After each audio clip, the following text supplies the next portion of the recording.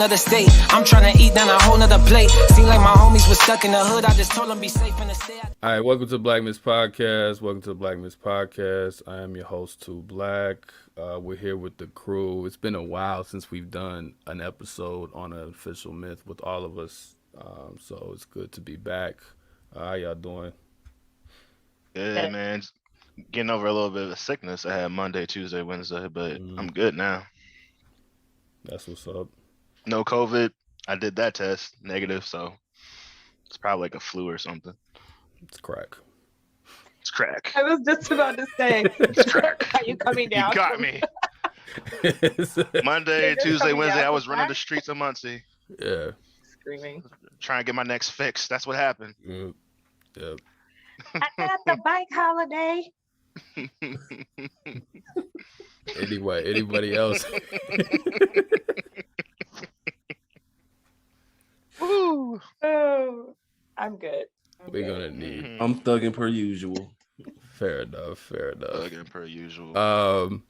If you didn't read the title, today's myth is crack babies. The way we're behaving, we may not do a good job of debunking it. But today's myth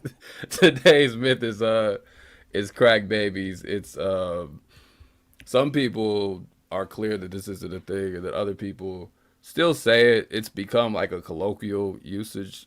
Like it's not even someone doesn't even have to have been born to a mother who was on drugs, and we just call them that because they're acting what we think is ignorant or weird or mischievous or whatever. So we call people crack babies, and then people still think that there were babies who have these like defects that then became adults because their mothers smoked crack and then it was passed on to them.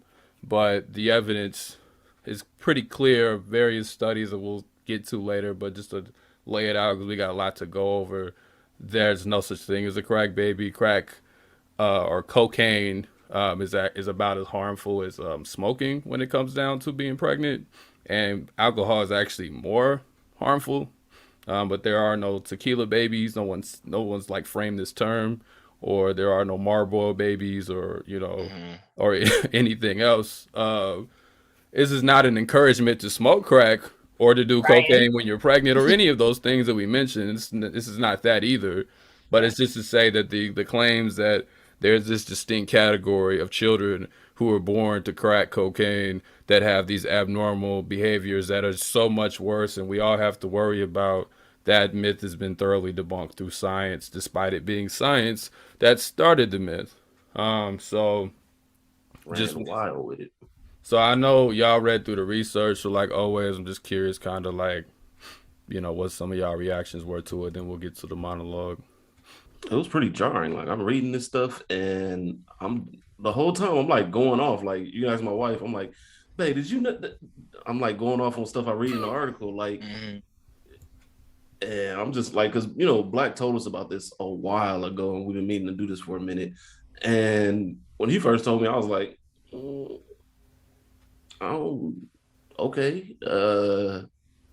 Let's do the episode about it so I can learn more about it. Because, I don't know, it just seemed weird to me. But reading the article, watching the videos and stuff, I was like, oh my God, this is terrible. Yeah. I think for me, this one was just more personal, as like I have family members who have done drugs, who have died from drug use, who are proudly sober. Shout out to my aunt. She hits 25 years this year. And so, I know folks whose parents had used and they are perfectly fine, that their health is fine, their attitudes, their behaviors, all of the things that research said that they would become these detrimental people to society, they're fine. They were still some little fucking kids and still acted a damn fool, but it wasn't as of a result of the fact that their parents had used or while they were pregnant with them versus just normal societal standards that caused them to be badass kids and badass adults. And so for me, this just like pissed me off because then even when like the footage of folks who were quote unquote crack babies who did well, then it was this notion that like they beat the odds. Fact that you had to beat the odds, you had to be so much better than that, when no, like substance abuse is a problem across the board for anybody, and any person who is partaking in harmful substance. You're not even supposed to drink coffee while you're pregnant because it could have adverse effects on your kids. So it's like anybody who's doing substances while they're pregnant can potentially cause harm to their baby. But like to see the way that the media like took crack as a whole and just weaponized it against mothers, against children, had instilled all this fear that like still has had lasting effects, where there are a lot of folks all over the place, especially in education, that think that Black kids inherently are going to be more problematic and violent. A lot of that ideology started during this time. And so it just pisses me off even more, because I'm like, white kids were doing crack too, but we didn't see these same stigmas applied to them. We didn't see these like legal ramifications coming against white mothers who were doing crack with their kids, nor were people assuming in research that like white babies born to mothers who were on crack were going to have like the same type of horrific lifestyles. So, you know, I just be pissed off. I'm just your resident angry Black woman. Resident angry Black woman. It be pissing me off. For sure. Well, doing the research for this, I think one thing that kind of stuck out to me is how, as you'll see as the episode progresses, how everything became a self-fulfilling prophecy in a roundabout way. The stigma was created through the misuse, the miscommunication of some research, and then that caused the media to ablaze, and then it created this stigma, and then that affected all these children in the Black community, these families, these mothers, and then all of this media hoopla was used for a lot of funding for certain policies and certain things. And it just became such it was just a pot, a gumbo of just chaos. And then you see within our communities, families being ripped apart, and it was a lot to do. It was a lot to digest.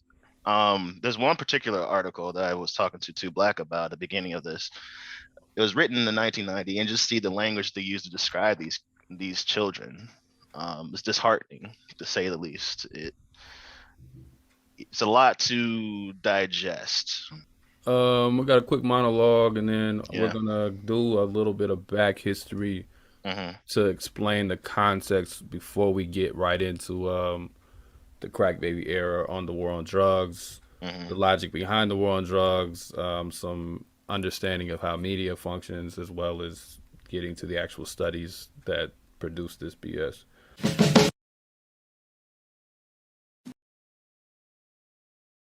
On its face, the crack baby myth seems like a typical American case where bad science is morphed into racism. A study of only 23 women and their children was transformed into a moral panic about the soulless, restless, and dangerous black beast who will grow to terrorize civil society. Then, once the moral panic served its purpose, America began a slow redemption toward admitting that it got it all wrong. Scientists, journalists, and politicians said they were sorry, some of them, and we moved on like this never happened. Never mind the damage that was done. Those lost souls in the prison, the deviant children in foster care, the welfare queens jailed for infecting their doomsday babies, well, all of them probably deserved it, we say. On the other hand, some of us will recognize the double standard in how America has responded to the opioid crisis here recently.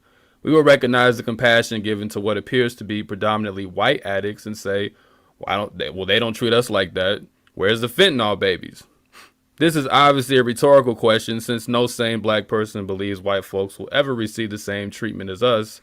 However, only pointing out the supposed double standard over and over again fails to teach us anything about the myth itself. It situates white people as a golden standard to be compared to and legitimizes the state as a neutral entity. Frankly, I don't want to be treated the way white people treat other white people either. It's not a good standard to live up to. I don't want drugs dumped on my people, whether racist slogans compliment the addicts or not. Grievances for equality ring hollow under a capitalist society. These grievances assume the only thing wrong with the state is it doesn't treat everybody fairly or as if it has the capacity to be fair at all. They also dissuade us from understanding the state's functions because we're too occupied with how we're not included in it or how terribly we're treated by it. So although we sympathize with the grievances, they do not tell us how drugs end up in our neighborhoods, how police budgets balloon, how prisons get built for the police to put us in those prisons, how the media weaponize the perceived threat of crack babies to legitimize the aforementioned actions for the broad public to go along with. These grievances do not tell us how, for instance, in January 1985, 23% of Americans answered war or nuclear war was the most important problem in America, but less than 1% believed the most important problem was drugs.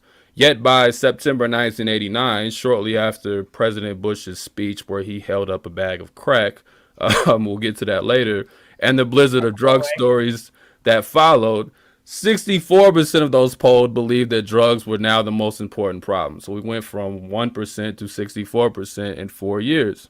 These grievances don't explain the war on drugs in general, the war on crime that preceded it, the Anti-Drug Abuse Act that gets the crack cocaine disparities, the 94 crime bill, and the counter-insurgency strategy that was brought home from the Cold War to police us in the first place, or really anything else. All these grievances do is tell us that things are unfair, but y'all don't need us to tell y'all that. You don't need to read or study anything to know that. So today we want to understand how these things occurred. How did the myth of the crack baby aid the expansion of the police state? How was the media culpable? What has been the impact? How does a preliminary study that explains hardly anything transform into an epidemic? How is something that's called an epidemic turn into a reason to lock people up when an epidemic is a health crisis, not a crime crisis? And why is it so easy for the state to wash its hands like it was a nightmare that never occurred? So let's get into it.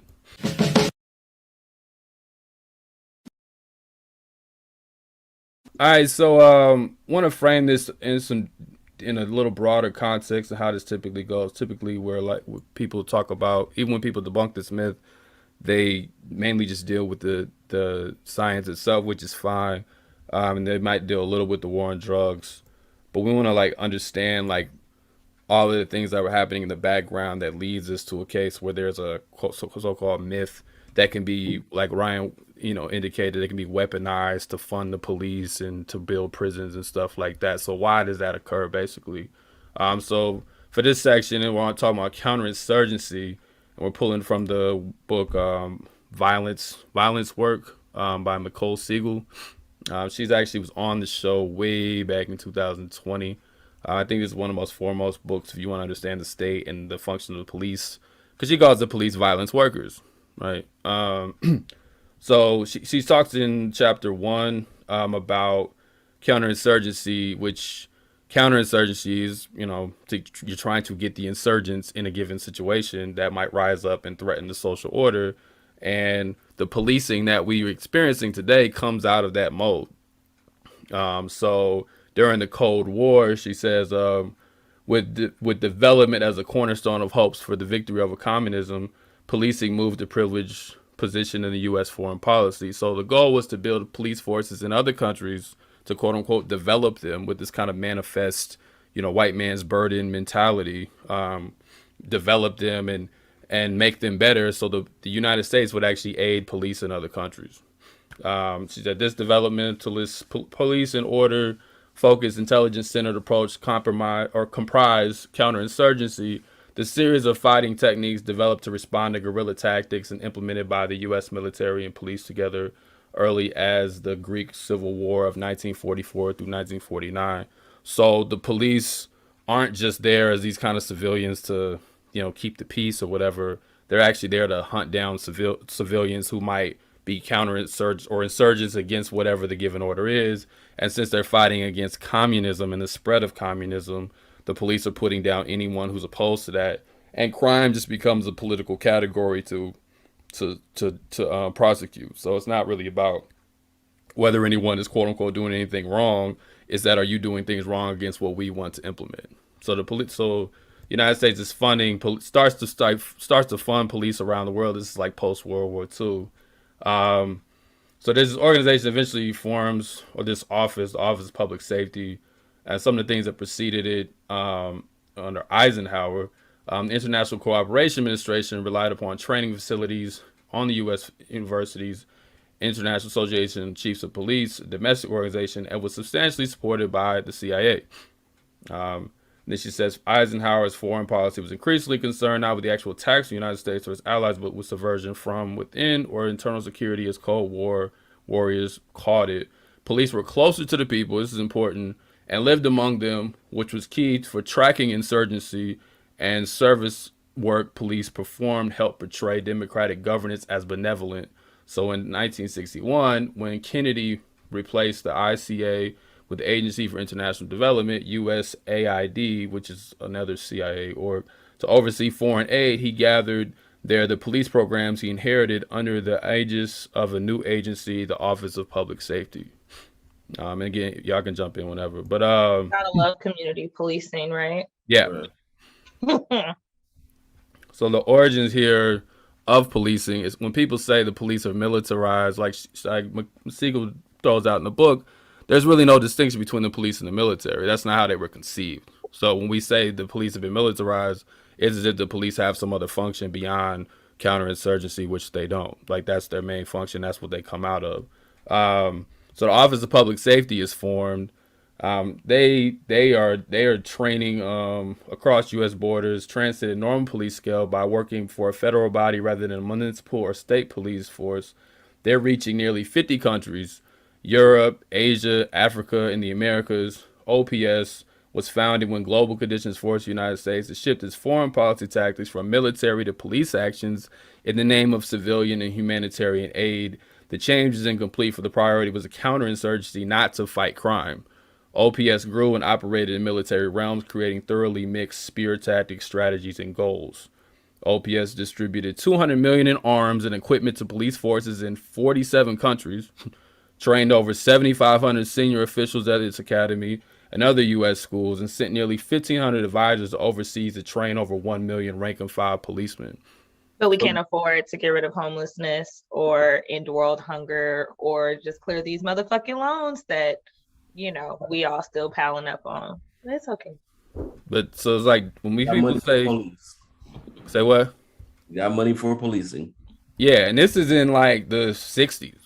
So it's like this is a small movement at the time. Yeah, so it's like the police.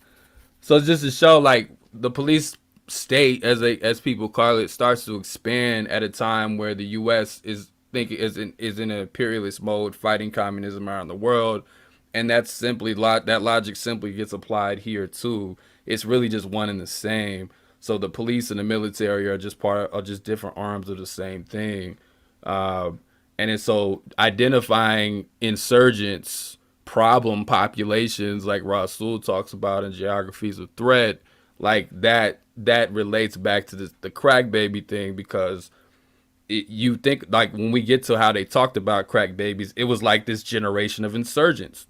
You know, it was like the way the logic was like this generation of insurgents who are going to rage the street, and therefore we need tougher crime laws and all this bullshit. It's the same logic of counterinsurgency. It's not simply just the racist myth. Racism complements the overall imperialist agenda, right? So that's the point of like pointing this out. So the counterinsurgency turned to riots in urban areas, because remember in the 60s, the quote unquote riots and rebellions are starting to happen. You know, whether we're talking about Watts, Detroit, Chicago, Harlem, you know, like they're starting to happen all around the country.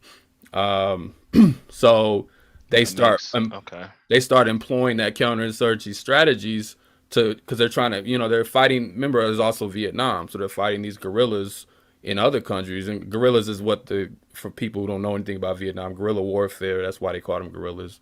There's not a direct racist connotation there, but so they started applying into that. Even Thomas Reddins, L.A. police chief, fears are prototypical, is what she says, and then he said, the present Negro movement is just as subversive as the past communist movement and just as dangerous as organized crime movement.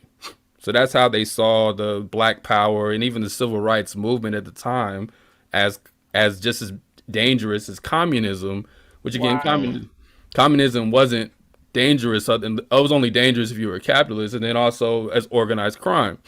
And this is the LA police chief who says this.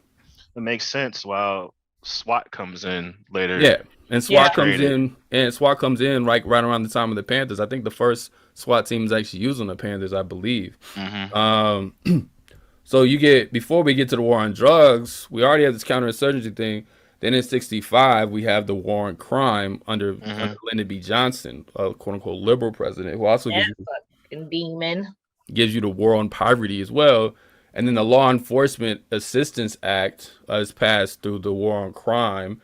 And the goal really is to start nationalizing the police, because the police are a very local body, but now they're trying to connect them to a bigger body. So that's when all these big toys start coming, where people claim military, but again, they're just tanks. Yeah, they're just bringing the police into the fold. So as it said, which authorized the Attorney General to distribute grants to fortify law enforcement. And then in 1968, in concert with the war on crime, is Omnibus Crime and Control Safe Streets Act. This is still under Johnson, because even though Nixon is elected in '68, remember, you don't get in office till the following year. And the Omnibus Crime Control and Safe Streets Act created the Law Enforcement Assistance Administration as an extension of its Assistance Act and counterinsurgency. So the Law Assistance Administration, it just expands the Law Enforcement Assistance Act. She says its mandate was to move money using block grants to encourage 50 states and private entities to develop public safety related programs of all types, including prisons, courts, victim services, related areas such as alternate dispute resolution and treatment for addiction. Yet, police departments directly or indirectly received the lion's share of its resources, and it was a pretty big share. From a $60 million budget launching year of 1968 and '69, LEAA appropriations more than quadrupled to $268 million in 1970, still doubling to $529 million in 1971, growing 27-fold to $1.7 billion between 1968 and '72. That's over $6 billion in today's budgets. So this is the program that gives police all the weapons, the helicopters, the walkie-talkies, the guns, the tanks. This is the program that's actually giving that to them. So this just extends that counterinsurgency ideal. So you need myths like crack babies to keep the funding going for things like this. Like, that's how you justify it. So going back to the Office of Public Safety, the Office of Public Safety eventually dissolves because they had scandals, and they joined the Law Enforcement Assistance. They joined this administration. So a lot of them who come straight out of the Cold War counterinsurgency era join this administration, and they not only work on that end, they work in correctional facilities in Florida and such. So they're highly influential in this administration, leading off throughout the '70s. That's wild how that happens. Yeah. In corporate America, when corporations get caught with a certain amount of scandals and everything, they'll probably dissolve the corporation. Those heads of those corporations move to another one or start a whole new corporation. It just kind of just play musical chairs with who's in the executive's chair, right? Yeah. And it's kind of interesting to see that happen with you said the Office of Public Safety, and then how that gets dissolved, and then it goes into the Law Enforcement Assistance Administration. Is that right? Yep, I'll make sure I read that. Now the Office of Public Safety dissolves in '74, but they had scandals pretty much throughout the '70s. And they still have scandals. Yeah. Eventually, they just stop caring about the scandals, and they just move home, or they and then some of them will come from overseas and join the LEAA club. And so the logic of imperialism and counterinsurgency is embedded in policing, and I don't think even when people talk today about abolishing the police, I don't think enough people deal with imperialism is in the police, and identifying targets and threats, and understanding populations as counterinsurgents, not simply as just criminals, but as counterinsurgents. Even if you take it further, counter-revolutionaries to whatever the state already has going on. That's how they see them. So again, when we get to crack babies, more closely to the crack baby time, the myth of it, that's how it's discussed. So it's not simply just these evil children. That's part of it, but they're evil because they're threatening the social order, And one of the things the state does is use those things to get everybody to buy in, like all of this is good for everybody. You know, of course, because like when we talk about police protecting and serving, like they're protecting the establishment and they're serving out the tools of the enemy. And so I think it's really important to recognize the ways in which like the job of the police was to ensure that whatever is coming from up top, they're delivering below. And at the time, like they viewed Black people as drugged out, cracked out, as violent, as enemies of the state. And once we're labeled as an enemy of the state, their job is to make sure that we're taken out by any means necessary. Yeah. And the media just happen to be the media. They're a tool. Yeah. They jumped on it quick and started showing pictures of all these Black babies that they call crack babies. But these are the undesirables that we need funding for to take care of. Right. Yeah, even in the article that we read, where it said basically saying the crack babies today are tomorrow's criminals, the ones going to break into your house. And even what's crazy is, even in the article, they said those crack babies are the types to bring guns to school. Yeah, I'm like, and again, these kids aren't barely even these motherfuckers are barely born. Like they're barely born, and they've already wasn't even following kids until they were old enough at the time to even like develop full personalities. And I think that's so significant because when they were like the crack babies of today are the criminals of tomorrow, they were utilizing that type of logic, which was the same logic that was used to then criminalize the Panthers, that was used to criminalize folks in the civil rights movement, that was then used to criminalize when the crack epidemic became as large as it did. Instead of viewing drug addiction as a public health crisis, they've used it as a crime crisis. And so to go from that to then bringing in children into this, the innocent lambs, and taking such small amounts of research and then flipping that to be like, if we don't do something about this, the crime that we're seeing already, the detrimental torment, these drugged out Black folks that are about to come break into your house, rape your children, steal from you, the same logic that was used to lynch people from before was then being perpetuated to invite even more criminalization of Black folks for years to come. And so to even just look at it from then to now, like the way that the media was used to create a narrative that has stemmed back generations to continue to then create reasons to degrade us, to police us, to lock us up and to murder us was just astounding. Like, this was all by design. This wasn't just something that just magically fell into existence. No, it's just the way that the thing functions.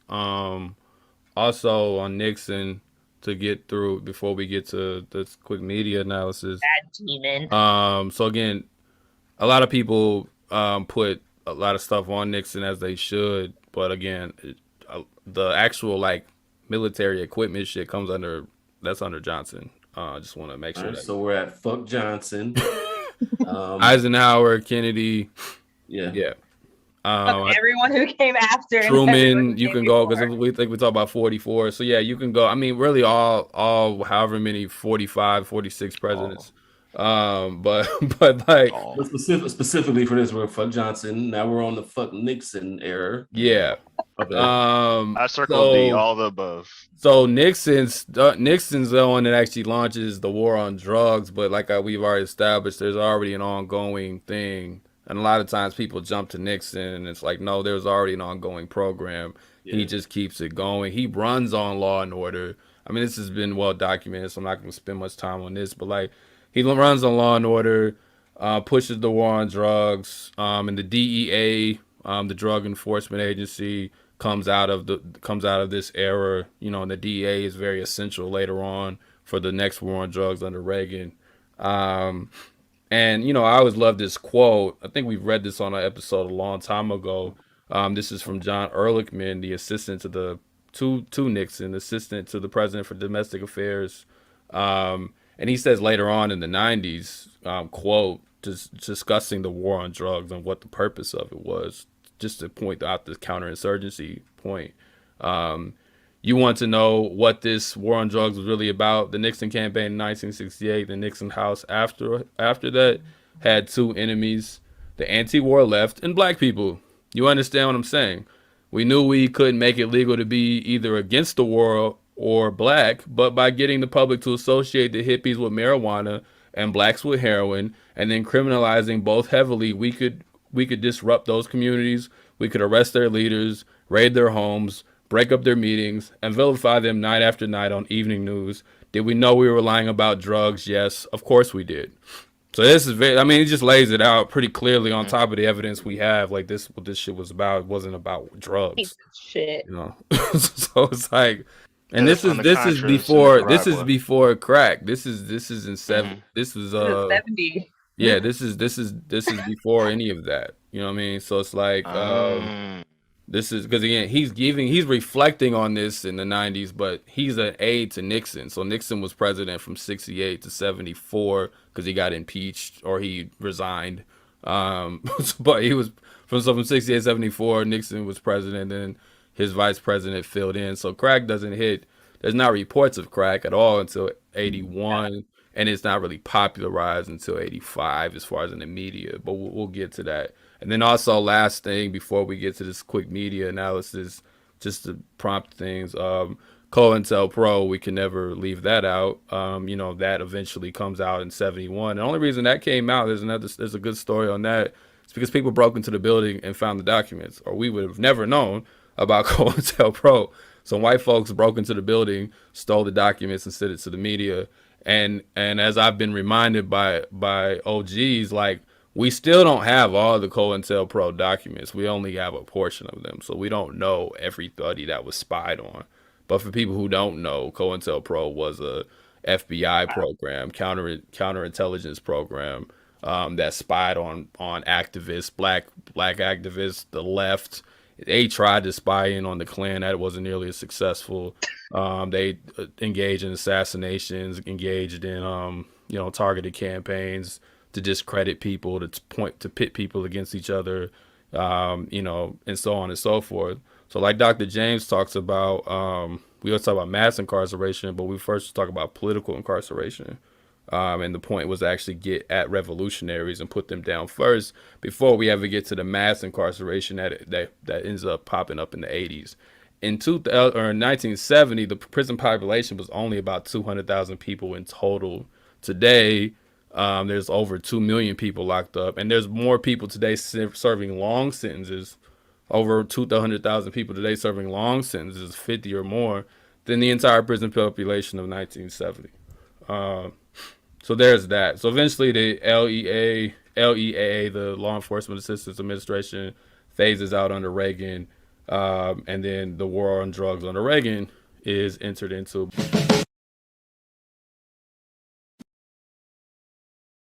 But before we get to that, since we are going to talk about media, I want to take a quick detour. This book, Policing the Crisis, Mugging the State, Law and Order. This book was actually written in the UK. Stuart Hall and a group of grad students wrote this book, and he just gives us a good understanding of how to view the media in relationship to the state. So we don't draw this kind of generic conspiratorial thing, but we actually can understand how even when people don't talk to each other, these things still happen. Even when there's not like a room where everybody meets up and says we're going to do X, Y, and Z. Yeah. So it says the media does not simply transparently report events which are naturally newsworthy in themselves. News is the end product of a complex process which begins with the systemic sorting and selecting of events and topics according to socially constructed set of categories. As Madrigal puts it, at any moment, billions of simultaneous events occur throughout the world. All of these occurrences are potentially news. They do not become so until a purveyor of news gives an account of them. The news, in other words, is an account of the events, not something intrinsic to itself. So the news has to create a story. Like something can happen, and I have to decide, if I'm a journalist, how that story is going to get told. So the media is a conduit between the public and what happened, and is also a conduit between the ruling class and the general public as well. Yeah. And they tend to uphold a specific kind of ideology, even when they claim that they're this leaning or that leaning. Mm-hmm. This book was written before Manufacturing Consent that Chomsky wrote, but it makes very similar arguments. Well, really, Chomsky makes very similar arguments to them because, again, they made this argument prior. So So the media creates meaning for the information that occurred. We need, if a story happens, the media has to be the one to give it meaning. So says another quote: if the world is not to be represented as a jumble of random and chaotic events, then they must be identified, named, defined, related to other events known to the audience, and assigned a social context. This process, identification and contextualization, is one of the most important things which are made to mean by the media. An event only makes sense if it can be located within a range of known social and cultural identifications. If a newsman did not have available in however routine a way such a cultural map of the social world, they would not make sense for the audience, or the unusual, unexpected, unpredicted events which form the basic content of what is newsworthy. Things are newsworthy because they represent the changefulness, the unpredictability, and the conflictual nature of the world. But such events cannot be allowed to remain in the limbo of the random. They must be brought within the horizon of the meaningful. So the news does that.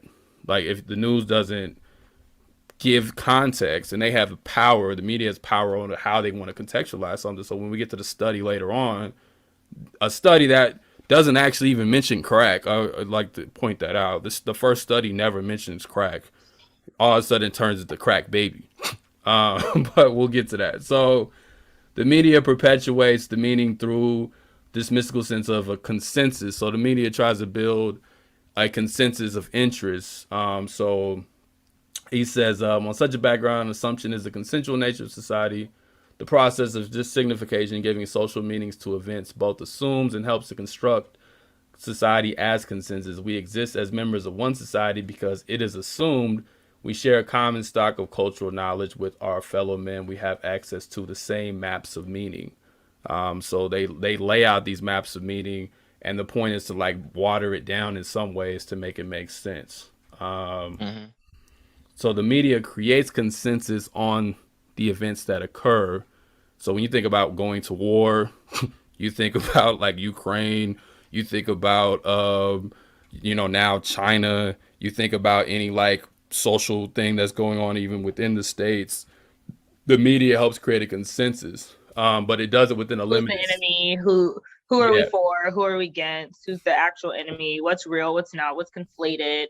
The China virus, thinking of COVID and how often, even looking at monkeypox, I'm like creating this huge sense of notion that like it is a homosexual disease that is happening because people are having too much sex, whereas it's a virus that is spreading amongst anybody. Like, yeah, and you have vaccines for it, that they don't want to share with everybody. Yeah, exactly. Unless you admit to sucking 17 dicks and taking one in the eyeball. Like, yeah, then yeah, and definitely give you one. No, that's wild. Like the actual requirements on paper in New York were saying that you had to basically admit that you had unprotected sex with multiple partners. Yeah, you had to be out here. You have to sign a legal document stating that you did this. And so, I mean, that's a side note. But even thinking of like what that data will later be used and what kind of narratives will, outside of the ones that are already being spun, which will be used later, like.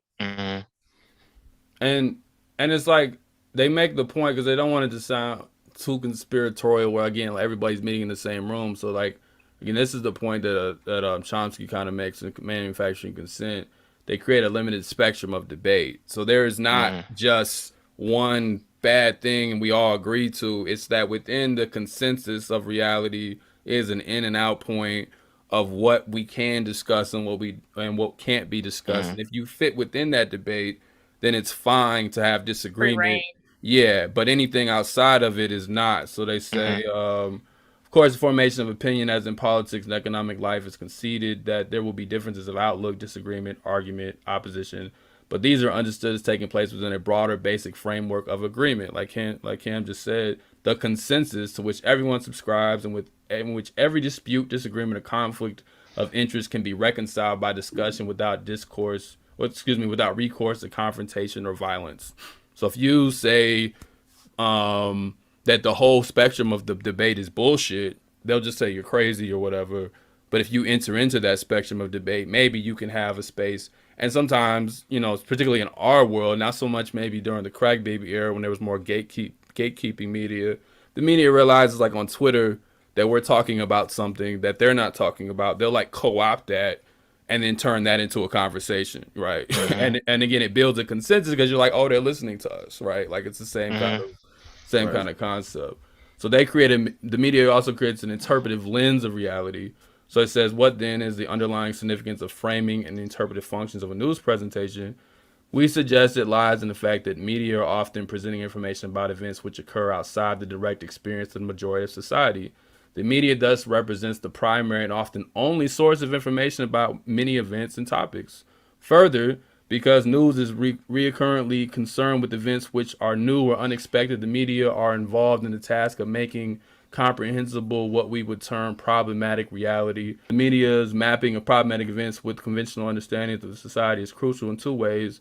The media define for the majority of the population what significant events are taking place, but also they offer interpretation of how to understand these events. Implicit in these interpretations are orientations towards events and the people or groups involved in them. So the media gives a as they talk about, a spin. And often the spin is coming from, I'm going to skip some of this because I want to get to the point, but it's coming from what they call the primary definers. So that's the primary definers is academia, is finance. Often media will talk to experts, and it's their job to turn those stories into things that can be understood. Hence, something like crack baby is going to get more attention than if you say cocaine exposed children, right? So we're going to call them a crack baby because that obviously is going to hit more since it plays on certain kinds of cultural stereotypes and myths. We're going to call them crack baby. Yeah. Because we don't want to talk about cocaine, a drug that people were taking across the spectrum of race, class, and culture. We don't want to talk about how rich white people do cocaine all the time, and how it wasn't even a huge thing before until crack came into the picture. We don't want to talk about how babies that are exposed to any drug could be subjected to these same events. But when we say crack babies, people are already recognizing like, oh, these Black babies, because in urban areas. In these urban areas, we already have seen these violent offenders using this type of language that already has these connotations that people at that time are like, when you say drug offenders, violent offenders, criminals, now crack babies, like because of what the media had already done, that just rang Black people, Black people, Black people. Yeah. And we already got, when they say crack, it's already associated with us. Yeah. So now you want to add the most vulnerable of us, the babies, crack babies. Yeah, and then it becomes and then it becomes rationalization for whatever else needs to happen. So they say we have to fix this problem. They say so it's like also the media primarily functions as an interpretive framework of the ruling class, right? So again, it's not to say that somebody in a room is telling the media to report on something. It's actually much worse than that. It's actually like because of the setup that the media has to rely on elite institutions and rely on them as quote unquote sources. They rely on the police. They rely on business as their actual sources to explain the world. That's inevitable. They're going to become entangled with the ruling class, even if it's not necessarily the goal. And they take on those ways. And so when we talk about in the show all the time, when things become normalized, I was thinking the other day how to try to explain, like when things are normalized, it's like when you look at a page, you read from left to right. No one has to tell you to do it. It's just what you do. Everybody actually in the world doesn't read from left to right. Like, but we don't know any different, so we read from left to right, or we drive on the right side of the street, and it's just what you do. No one has to tell you to do it. Nobody puts a gun to your head. No, it's just embedded in the day-to-day nature of what you do. So this is how the media functions. It's not that they have to always be in a room with, Bill Gates and they're taking his orders. It doesn't even have to be that. But because the ruling class owns the means of production, it's just a natural function of it. So they say, this is a long quote, and then I'll leave this alone. It is a structured relationship between the media and the powerful sources, which begin to open up the neglected question of the ideological role of the media. It is this which begins to give substance and specificity to Marx's basic proposition that the ruling ideas of an age are the ideas of its ruling class. Marx's contention is that the dominance of ruling class operates primarily because, in addition to its ownership and control of the means of material production, this class also owns and controls the mental means of production. And producing this definition of social reality and the place of ordinary people within it, they construct a particular image of society which represents particular class interests at the interest of all members of society. Because of their control over material and mental resources and their dominance on the major institutions of society, this class's definitions of the social world provide the basic rationale for those institutions which protect and reproduce their way of life. This control of means resources ensures that theirs are the most powerful and universal of the available definitions of the social world. The universality ensures that they are shared to some degree by the subordinate classes of society. So they universalize their interests to make you think that they're your interests as well. Those who govern through ideas. Thus, they govern with the consent of the subordinate classes and not principally through their overt coercion.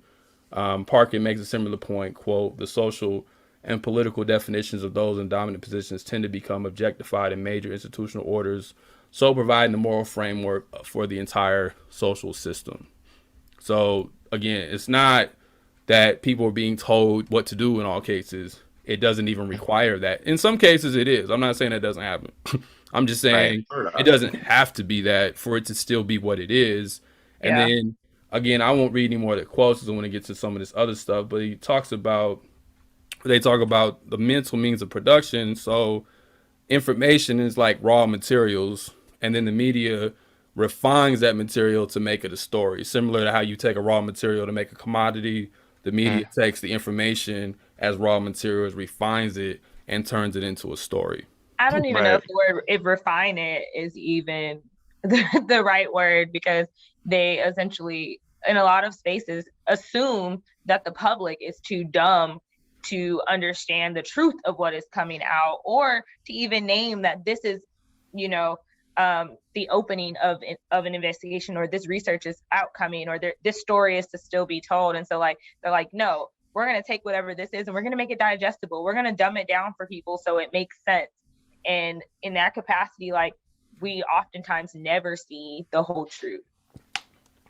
No, and I mean, with refining materials, I guess is like, if you refine like raw material, like physical materials, you are subverting what was there. Like you're changing it. You take things from the ground and you are like packing them into something smaller. So I think that in that sense, I would say now refine, like it makes it sound better. No, but yeah, like I get it for the metaphor. You use that, yeah.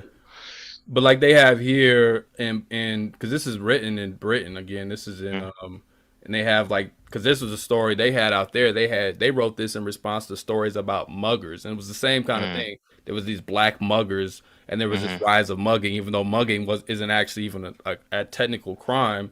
And they talk about if you go out in the street and you stand around in a certain area, you're gonna find people doing shit, and then that creates this big arrest of muggers. But it was a moral panic similar to crack babies, or even crack itself. It becomes this moral panic that the state produces, and then we all jump on it. It's not an actual thing. So they had these headlines like "Aggro Britain, mindless violence of the bully boys worry the top policemen." Like they have these headlines of these muggers, and they looked at the stats there. The media disproportionately reported violent muggings, but when they look at the actual crimes that even the police report, most of them weren't violent muggings.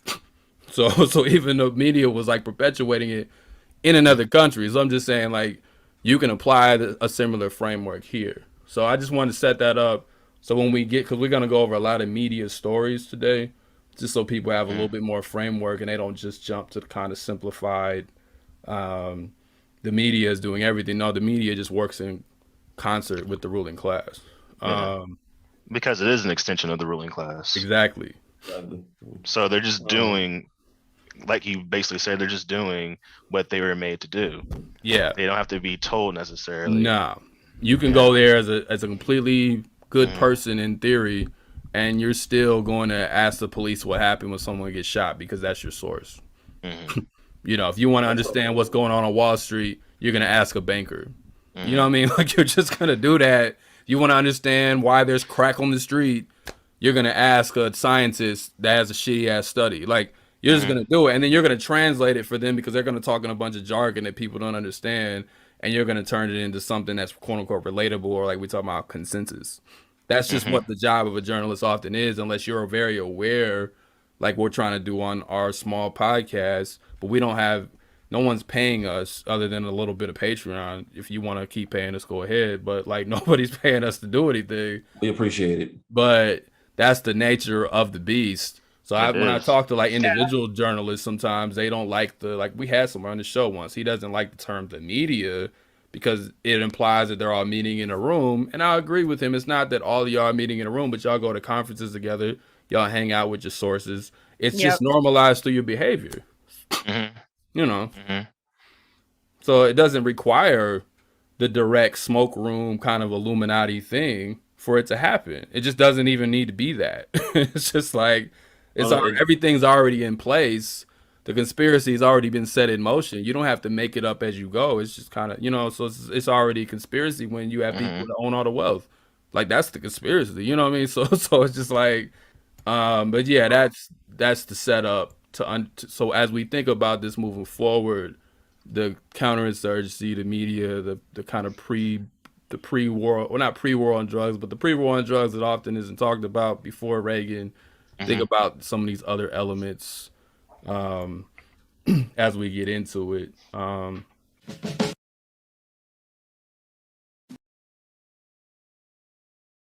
So now we stopped the timeline. Now we're in 1982. This is when Reagan launches the war on drugs. Demon. And it's important to note, Joe Biden, who was a senator at the time, pushed Reagan to do the war on drugs. Demon. Reagan thought that it was big government to have this kind of massive federal apparatus. And Biden at the time is trying to prove that the Democrats are tough on crime. And there was just basically this push and pull, not even really any pull, just this constant push to see who could beat up on niggas more and quote unquote criminals more. And Biden is the leading Democrat on all this. This is documented in an Intercept article that we'll link in the show notes. They passed the 84 bill, Comprehensive Crime Control Act of 1984. That was like the first bill under the war on drugs, but it's not the one that really sets a lot of shit in motion. But stuff like asset forfeiture, basically where they can, if Ryan's selling drugs and they think he's even selling drugs, they can take all of Ryan's shit. That's gone. That's asset forfeiture. That's why cops just be robbing people. Like asset forfeiture is what gave pieces them of shit. Yeah. I feel like amigos. I feel like every time we say something, I just get pissed off, and I'm like, "Fuck them." Piece of shit. Yeah, it's gonna be on top of the millions that they get just grant funding and stuff like that. They make a lot of money through asset forfeiture. Yeah, of course. And not all that shit is actually going on paper. We know that police are fucking robbing niggas. Oh yeah. Drugs. We know that they were exploiting folks and saying, "Well, I won't turn you in if you do X, Y, and Z." So in 85, again, I had said earlier, in 81, from what I've read, is when there were reports of crack on the street. No one really knows exactly the first person that smoked a crack rock, and I don't think that really matters. but that was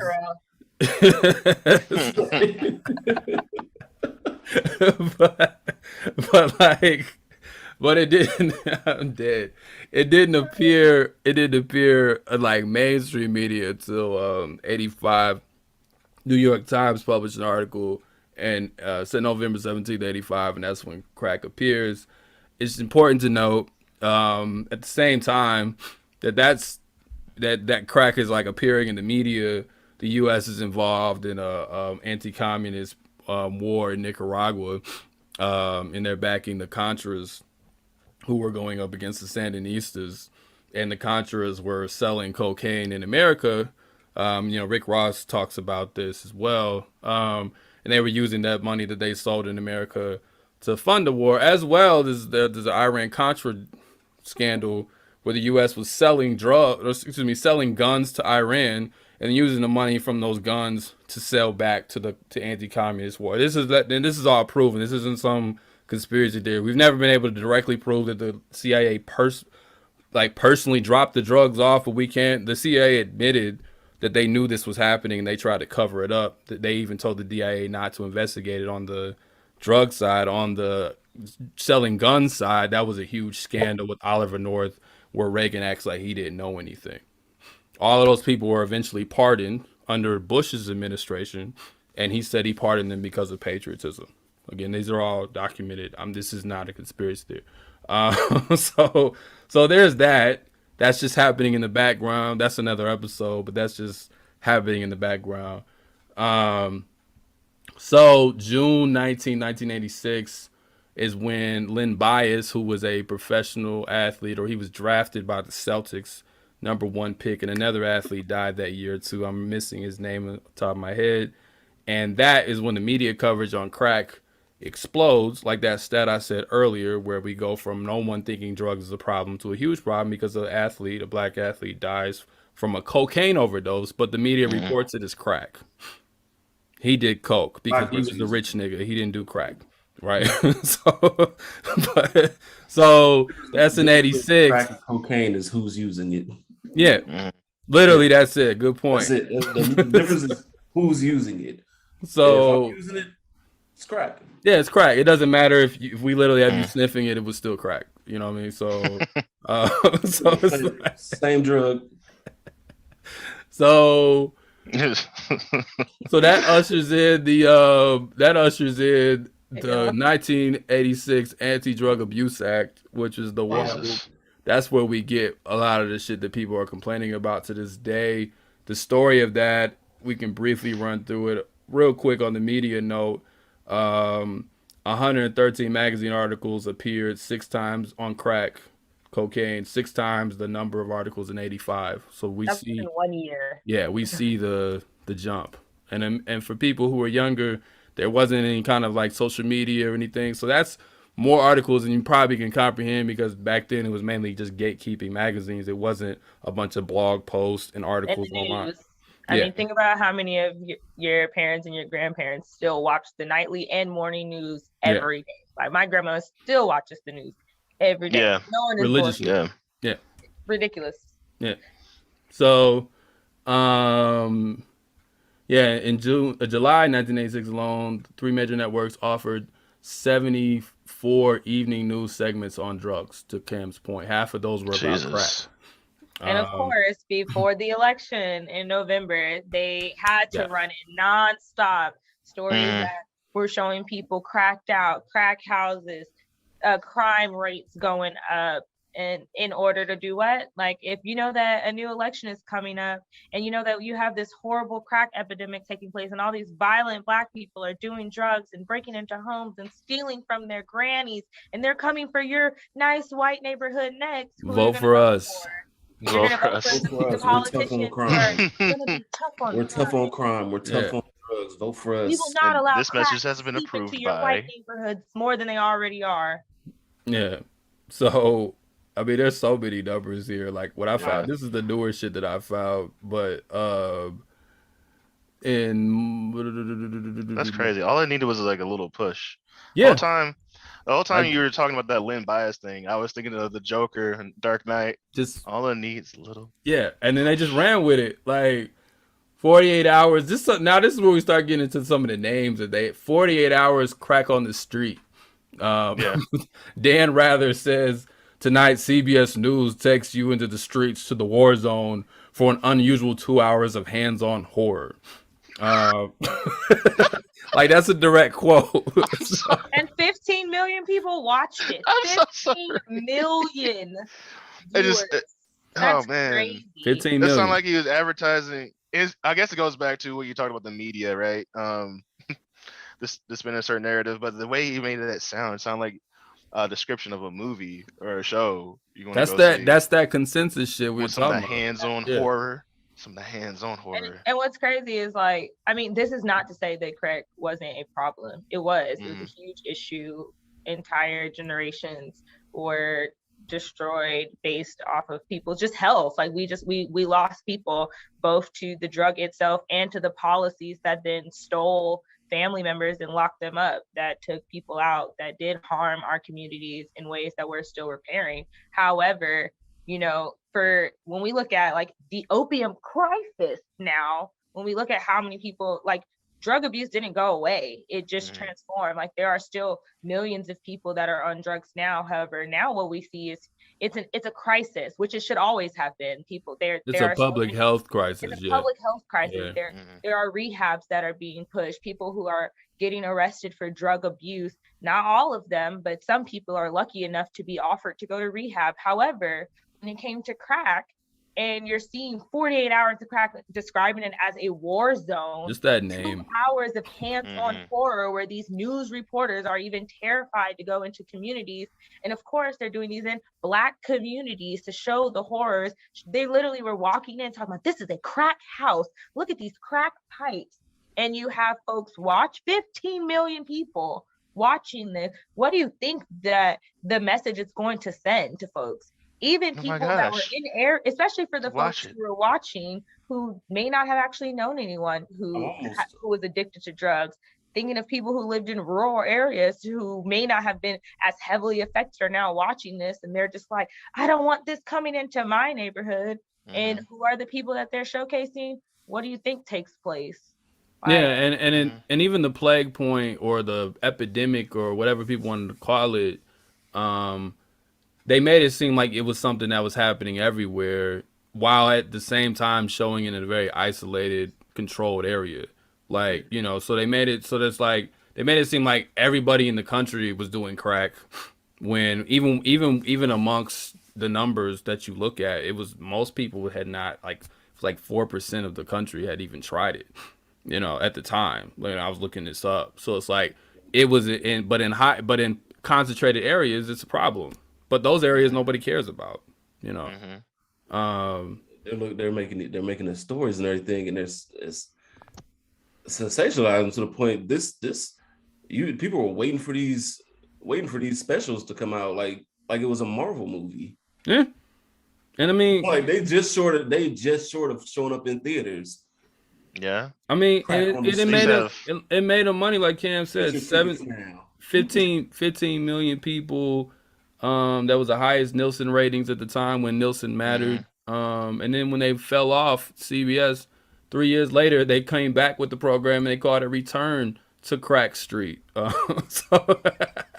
So it's like the NBC. It was a lot of money. Like NBC had Cocaine Country, you know. So I remember that one. Yeah, I talked about at the beginning, we went from 1% in the country believing it's 64% believing that drugs were the biggest problem.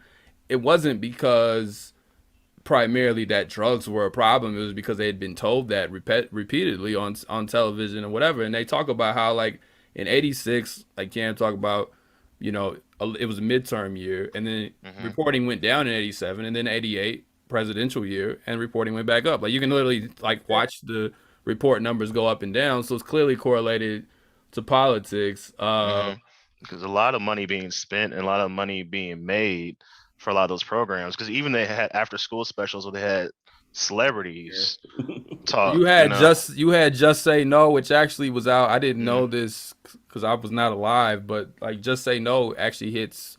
That was Nancy Reagan's bullshit. That actually came out before crack was like on the media. That was 83, and she did that because people thought that she looked a little too uppity because she was always throwing these rich like parties and these extravagant galas. So she did Just Say No to make herself seem more relatable. Like that was the White House. Just say no to Will.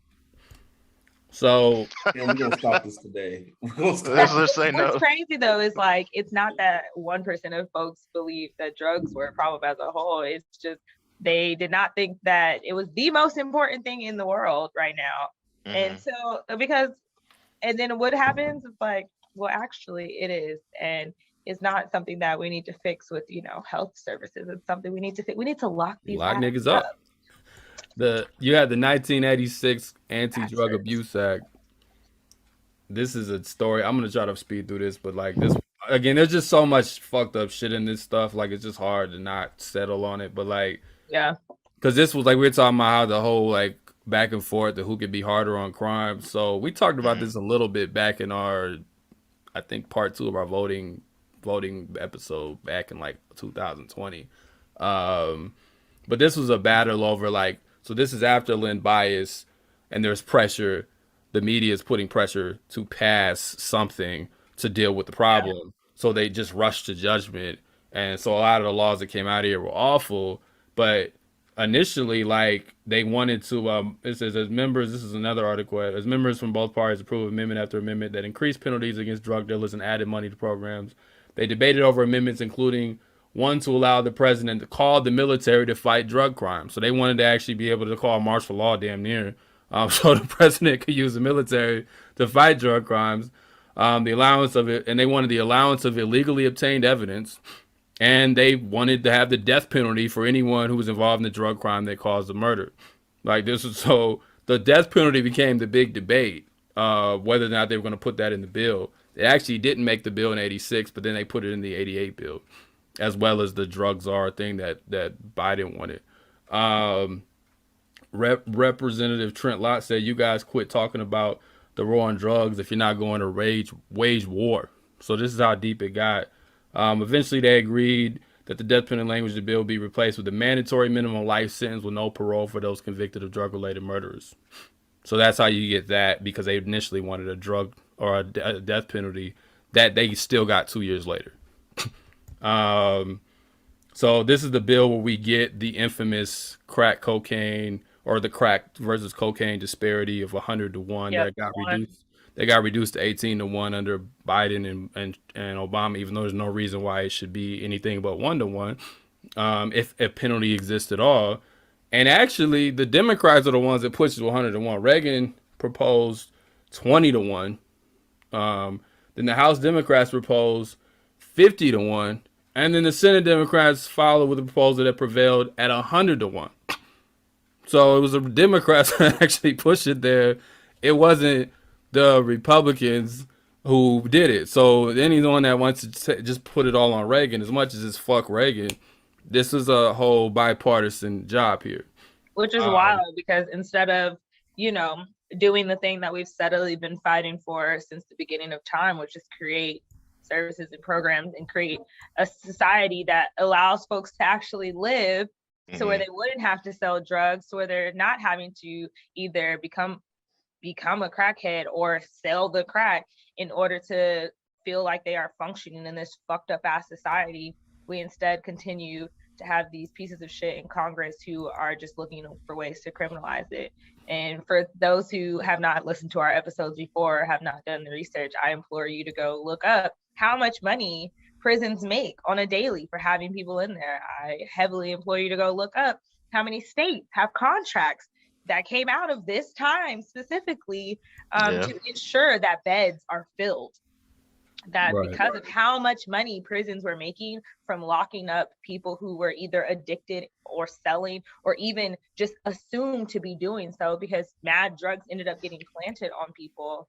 Like we see hella policies today that are created for privatized prisons, in which they have state contracts that say you must keep us at 80% or more populated. And so because of policies like this that waged war on people, on citizens, we're continuing to have to do so. I'm just flabbergasted by the dick measuring contest between the Republicans and the Democrats. Like, who can be tougher on crime? Come on. Like, I mean, 45, that's not enough. That's not enough. 20 to 1 is not enough. Death penalty. Like, yes, illegally obtained. Like, we could just get evidence. Give the police more guns. I'm just like, this is. It was a. I still find it. Democrats wanted 100 to 1. Repeat that part. 100 to 1. Republicans wanted what? 20 to 1. No, I'm still stuck on what Cam mentioned. Like, even the prison industrial system. Like, you have these big corporate contract saying that you have to be filled at 80% capacity. Otherwise, the state has to pay us for the occupancy that's not filled. It's out of our tax money. They got to pay us to do that. And of course, it's just a trickle down effect to where now police are policing harder.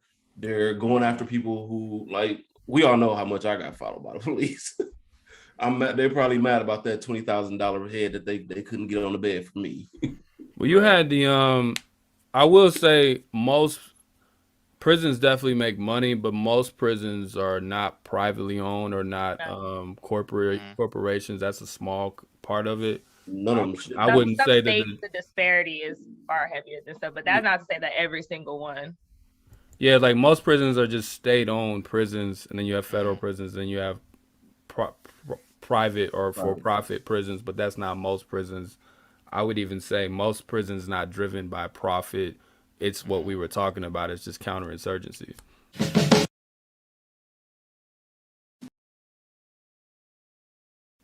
So getting to George Bush, this is where it really gets fun. So I'm gonna play this clip. This is in '89. George Bush is now president. They've already passed these two bills we talked about. We're gonna go back after this to get directly into the crack baby stuff. But I just want everyone to have a really good fill out of what. Is this the clip? Yes, this is the clip. Now, mind you, audiences, Terrell and I have not seen this clip. Yes, This is a real reaction. This ugly piece of shit. The first time since taking the oath of office that I felt an issue was so important, so threatening, that it warranted talking directly with you, the American people. All of us agree that the gravest domestic threat facing our nation today is drugs. Drugs have strained our faith in our system of justice. Our courts, our prisons, our legal system are stretched to the breaking point. The social costs of drugs are mounting. In short, drugs are sapping our strength as a nation. Turn on the evening news or pick up the morning paper, and you'll see what some Americans know just by stepping out their front door. Our most serious problem today is cocaine, and in particular, crack. Who's responsible? Let me tell you straight out. Everyone who uses drugs, everyone who sells drugs, everyone who looks the other way. Tonight, I'll tell you how many Americans are using illegal drugs. I will present to you our national strategy to deal with every aspect of this threat, and I will ask you to get involved in what promises to be a very difficult fight. This is crack cocaine. Seized 2 days ago by drug It definitely used a little bit. Parked like across the street from the White House. It could easily have been parked just across, seized a few days ago by drug enforcement agents in a park just across the street from the White House. It could easily have been heroin or PCP. It's as innocent looking as candy, but it's turning our cities into battle zones, and it's murdering our children. Let there be no mistake. This stuff is poison. Some used to call drugs harmless recreation. He's behind the statistics, but the numbers also have quite a story to tell. Not long ago, I read a newspaper story about a little boy named Dooney. Hold on. We gotta take a moment. I'm gonna let y'all respond to the first one, and then we gotta talk about his story on Dooney, because I didn't know about Dooney. This crack was seized at a park right across I just want you to know White House. this right here. So this is crack. So the story behind that, before we get to the story on Dooney, which leads perfectly into the crack baby shit. So the story behind that was they didn't have, nobody sells crack in Lafayette Park across from the So they had to actually call a nigga, an 18-year-old black dude, to show up and sell them. The DEA had to call somebody to show up and sell them drugs. Because there's actually a news report on this shit. Because nobody, and the dude didn't know where it was. I'll put this in the recording, Terrell. The dude didn't know where it was. Sign me off, bro. So the dude was the nigga was like, "Where the fuck is the White House?" He didn't even know where to go. It's a direct quote. I was looking at this shit. He didn't even know where it was. He got $2.4K for it, and they claim they didn't arrest him. Screaming. The media caught this even back then, to their credit. But so when he's like, we bought it across the street, y'all manufactured that sell. No one was selling crack. You called the plug. You literally picked up the phone and said, "Hey, yo, I got this proposition for you. The president needs some crack. I'm gonna need you to meet us across the street. The fuck? Hey, bring us your best stuff. Bring us your best stuff. His personal use. He needs this. Bruh. Why? That's what I say. Don't trust nobody without a top lip, man. Why? Don't trust nobody that doesn't have a top lip. Oh my God. Showing the world what could be bought right on his street? This is crack cocaine. Well, what Mr. Bush didn't say was that the legend of the Lafayette Park crack was born only after why would the you White sell House crack here? called the Justice Department to ask if there was any such... Like, hold on. Who sells crack here? Like, what is it? Why would you sell crack here? Pause right there. Who sells crack there? Really? Like, no one's selling crack here, bro. No, excuse me, because I like a nice atmosphere when I'm distributing my product. Niggas don't even intentionally sell in the wrong neighborhood unless they want to start a war. You think they about to sell across the street where they know the CIA, FBI, and every other government? Where the White House is at? From the White House? It's right here. Right across the street from the White House. That is an untapped market right there. He must be. Hey, you've seen Talladega Nights where he's like, "What are you gonna do with your life now?" He's like, "I'm gonna sell crack." For people who are listening on audio, we played a video of George Bush. He held up a bag of crack, and now that we're watching a video of the news, and they're showing us the park across the street from the White House. You can literally see the White House. There's no trees in this area. It would make no sense to sell crack here at daytime or night, especially at daytime or nighttime.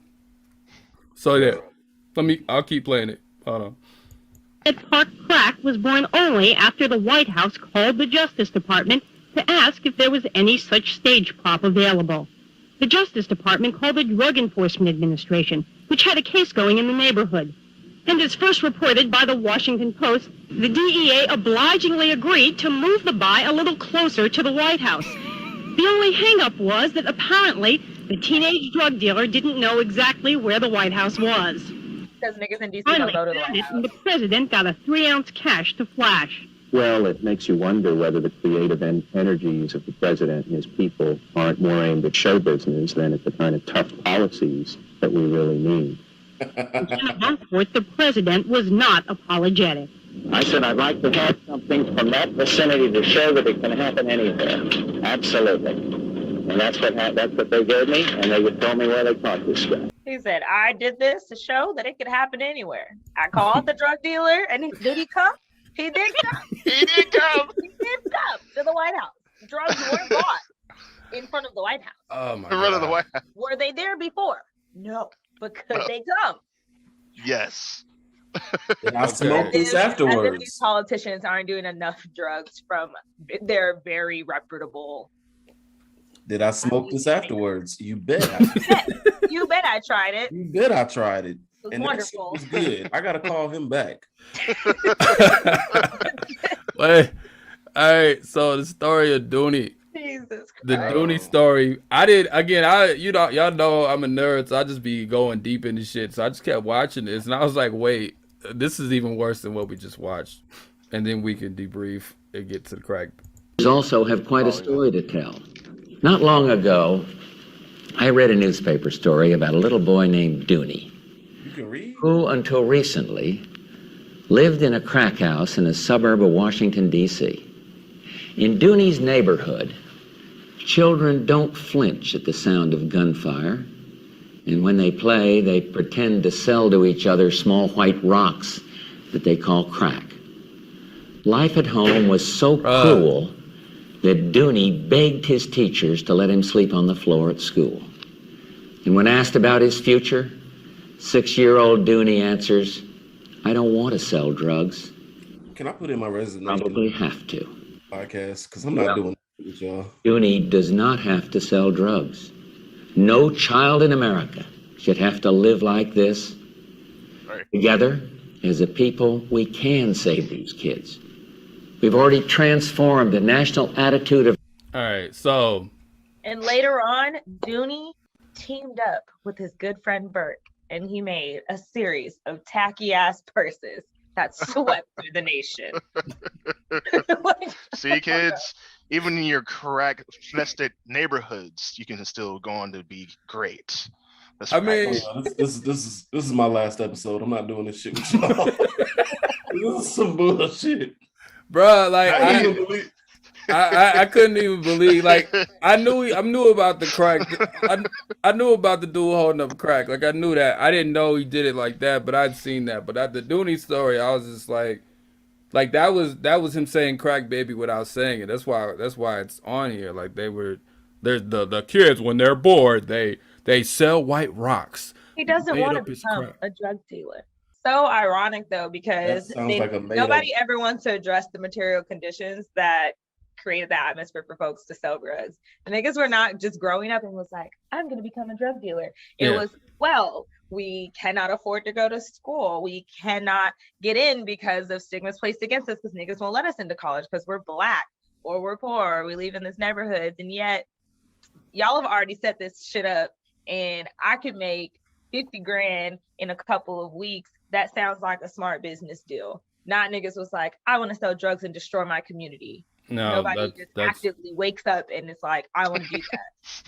And little kids in the hood were not just fucking, as a child who grew up in the hood, who were not sitting over here pretending to sell drugs to each other, even though I wasn't raised in the mid to late 80s. Like, that's not a fucking thing. It's absolutely not. No. If anything, it's a means to an end. Whether you sell, use, whatever, it is a means to an end. You can't. You trying to end poverty in your family. You sell drugs. The quickest way to come up on something. You don't just sell it because you're this evil person who wants to. I want to see all my people addicted to crack. I'm going to sell everybody. Nobody wakes up. Nobody wakes up like that. No, that's that. But it's ridiculous. But that's 89. That's peak crack baby talk.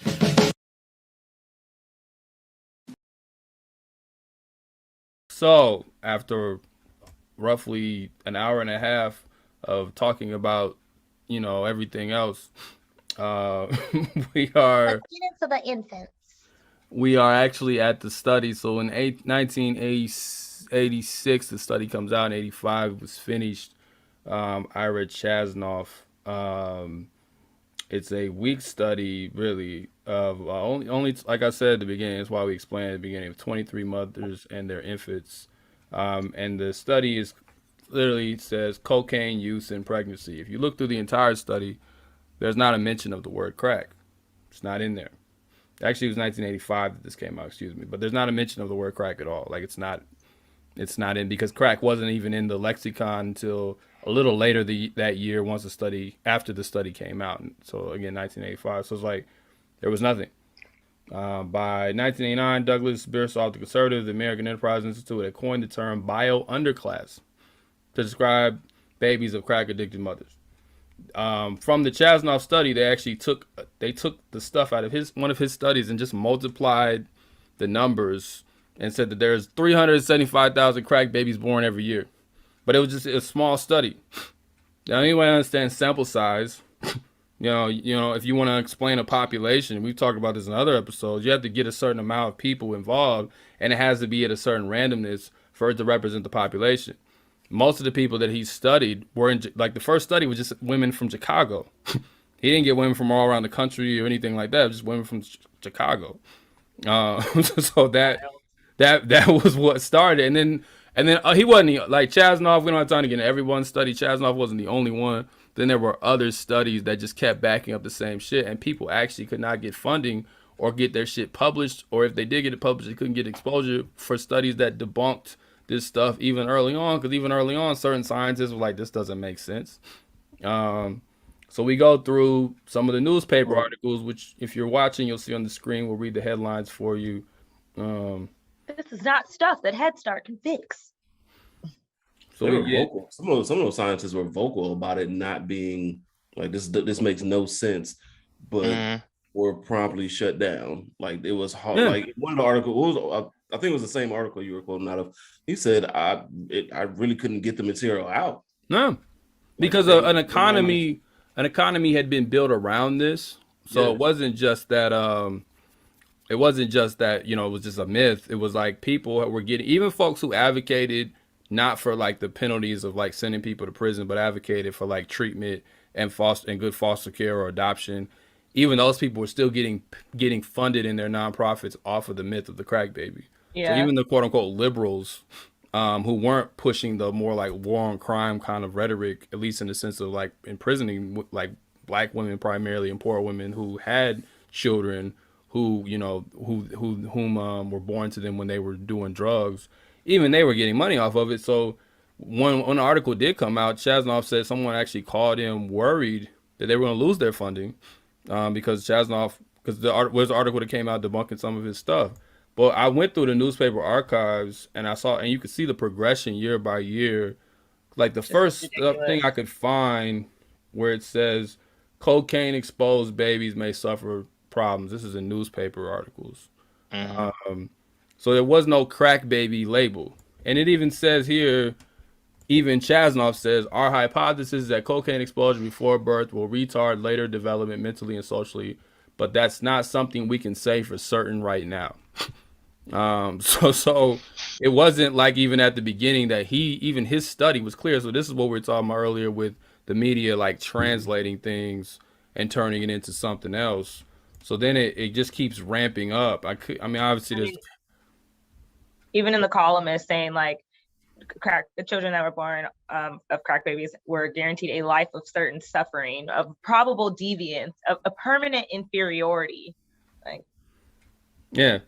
Based off research I was taken on 23 babies in the first weeks of their life, you're already determining that not that with treatment they could potentially get better, like would have been with any other child who potentially had been born of anybody who was addicted to a substance or even cigarette smoke in their lungs, but that there is a life of certain suffering of probable, you're already assuming that they're going to be deviant. That's wild. And obviously that's related to who these babies are. Of course. You know what I mean?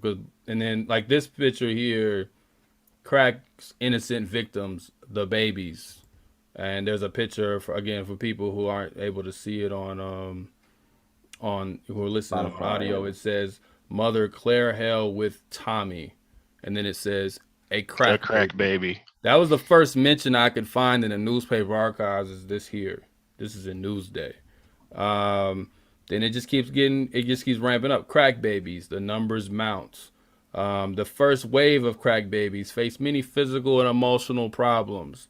And it's like babies become crack children. Yeah, that's the next one. And then if you look again, if you see this on screen, there's a picture of a woman with a crack pipe, and then they have a random womb with a baby who looks disturbed inside of it. Like, this is the shit that's out there. The children of the crack. This is a study. Crack babies become teenagers. This is terrible. Yeah.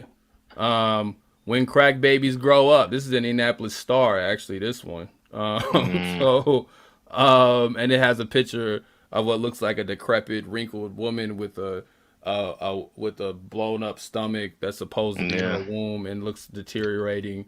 Crack baby problems will show up at the turn of the century. I mean, you know, we could just keep going, and then, you know, Ryan's got a Rolling Stone article, so we can get more in depth about like how it was written, how people would write about these things.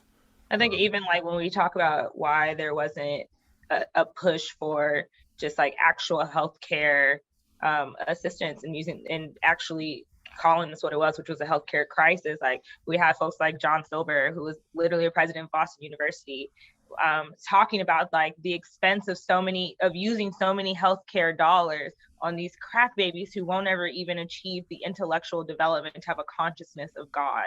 Like, saying that we're wasting our monies on crack babies who won't even be able to recognize like who God is. Like, that's insane. So not only drawing on, you know, a cultural issue, but then even really pulling on the heartstrings of the church grannies, saying like they won't even be able to know God because their parents did crack while they were pregnant with them. Yeah, so they snuffed out the opportunities for this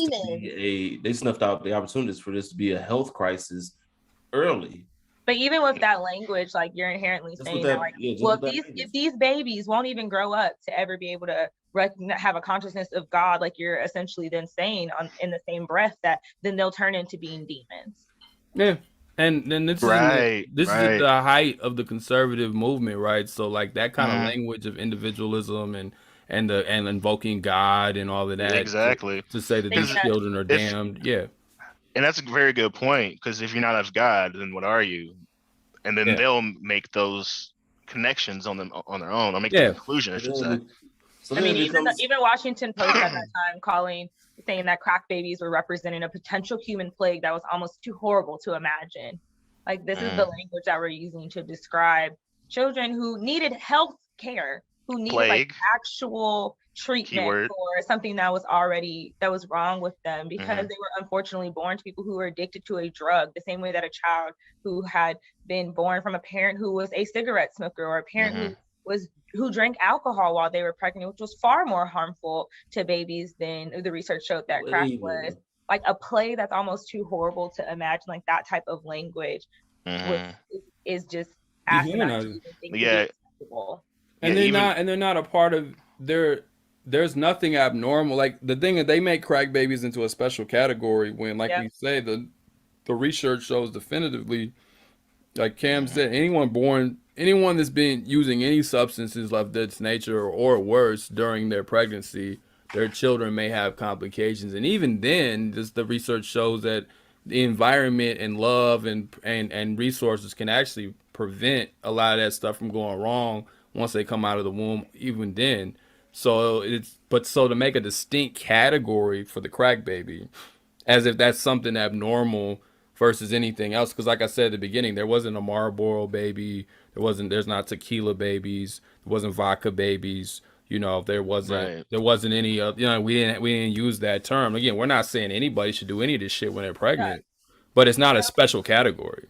But of course, like there wasn't news articles and stories that were being ran about the good work that actually was taking place of people who were getting clean, because in the same breath that people were getting addicted, plenty of people were trying to get clean, about pregnant women who, when they found out that they were carrying child, went into rehabilitation services or sought out help from local churches, from local community members, to go cold turkey because they wanted to make sure that their babies actually lived. Like, the small number of children who unfortunately were born strung out doesn't include the data on parents who gave birth to children who were addicted, who got clean after, so that way they could actually take care of them. Like, I think of my aunt, who I shouted out in the beginning, who was addicted to drugs, who was addicted to crack, who literally the week she found out that she was pregnant with my cousin, had sworn off of drugs. And through the horrors of detoxing, like, my family was right there making sure that she got clean, because that's what she wanted. Because regardless of how addicted she was and how she might have felt at the time, like, she knew that there was actually a life inside of her that she cared about, versus what the media was painting out, which was people didn't give a fuck about themselves. They didn't give a fuck about their babies, that they were going to do whatever it took to just do crack. And that's not even true. And so I think, even the ways that we've seen in movies where people struggle, like addiction is a struggle. I think one of the saddest and most heartfelt movies that Black folks talk about on crack, about Holiday Heart, even showed a mother who struggled with addiction, but who actively, above all, cared about her child. And even through the highs and the lows of addiction, was battling to be able to show up, even when she failed. Like, so these narratives were being spun as a way to cause even further harm. And it actually led to, like, more people doing drugs. This didn't decrease drug use. There were people who wanted to try crack because of what they heard in the media. Yeah, the drugs, the war on drugs failed in its own premise. But we're gonna look over an article real quick, just to get a better sense of how it was written, and we'll start to close out. Brian's got a Rolling Stone article. What was the title of this article? It's called "Childhood's End: What Life is Like for Crack Babies." Wild. Yeah, this was an article published in Rolling Stone October 18, 1990. And in it, you just see how the writer describes crack babies, and it's very look, gross. just look at this right here. Like, just this opening headline, this little blurb. It says, Babies born to crack-addicted mothers are like no others. Brain damaged in ways yet unknown. They're oblivious to any affection. How do you care for a baby who hates to be held? Like, that's the Straight off the opening. bat. Yeah. Yeah. Like, that's yeah. I like how that's not even crack in the picture. Right. Oh, That's cocaine, bro. That's not even cocaine. That's definitely vows. Yeah. And it says vials of crack, a cocaine derivative. That's not. There's no. These are not rocks. Good catch, Terrell. Yeah, that was a good catch. Not that I know this much about drugs, but I know that much. Gerald said, "I know crack when I see crack." Nah, if people listening, you can. It's literally just powder. There's no rock at all there. Nah. But all right. Like that's. You know what? I think this part about what about the crack baby or the social worker talking to. So basically, this right here. This is about So this whole article, like I said, how they describe the crack babies, but just showing you how hard it is for the stigma that they placed on these babies, how rough it was. So like a social worker says, what about the crack baby? He's trying to convince her to adopt a crack baby because she had already adopted a few of her own. Asked when Annie first went looking for a child, a single Black woman from Brooklyn. Annie had spent 20 years caring for all and the sundry in her orbit who were in need. Then 4 years ago, at 34, Annie decided the time had come to be selfish, at least selfish from her lights. She wanted a baby. Specifically, she wanted to adopt a healthy baby girl. Annie had no interest in crack babies. The social worker persisted. Crack babies are a fussy start, she said. You may have some sleepless nights, but any long-term problems should be minor. Annie stood firm. A healthy child or none at all. Please, the social worker finally said, we're desperate. We beg you, please take the crack baby. That's a great sale. Hey, how about the crack baby? Like, yeah, I mean, it's just the dehumanizing way that there's one here. They called them crack twins. Yeah. Who are so impaired that they'll never address themselves. Yeah. Matt and Serena, however, are far worse than the children who've been successfully mainstream in grad school. But even for these luckiest cases, the long-term prospects are simply unknowable. I mean, they talking here about the kids at the very end. The kids just jumped to fight each other again. Like it was just. This is a 7-page article. I forgot how long this was. And the crazy thing is when they start describing the behavior of the two children, it seemed like behavior normal children go through. They play with their toys. They throw blocks at each other. It was nothing out of the ordinary. But the spin that the writer took on this was one of the most egregious things with it. But what were you about to say, Terrell? No, what was the I can't remember which article it was, but they, even as babies, they couldn't even distinguish which one was the crack baby and which one was a not at all child. Yeah. And then to go this far, especially when it comes to children, you don't know what underlying thing that might be causing this baby to act a certain way. Like they really have, you can't determine, like you can't say like, oh, that's a crack baby. That's an effect from being a crack baby. They're gonna be because like the studies show you actually can't isolate the drug because there's just too many factors that contribute to any kind of abnormality in birth. So even if the mother is just doing cocaine or crack or whatever, which is rare that someone doing crack is not doing anything else during pregnancy, because it's just logical. If you're willing to do that, you're probably willing to do other things. It's just a logical assumption of someone who's got an addiction issue if they're not trying to control it. So you can't control for one substance that someone puts into their body and say this is why this child acts this way.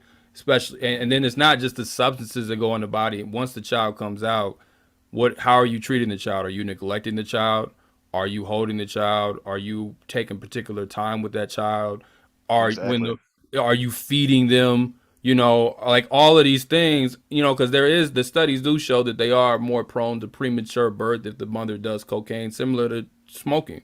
So, you know, I have not anyone in my family who, to my knowledge, who was doing drugs during birth, but I have a few nieces and nephews who were preemies, and there is special treatment that you had to give at the beginning, but they're fine now, you know, because they're loved.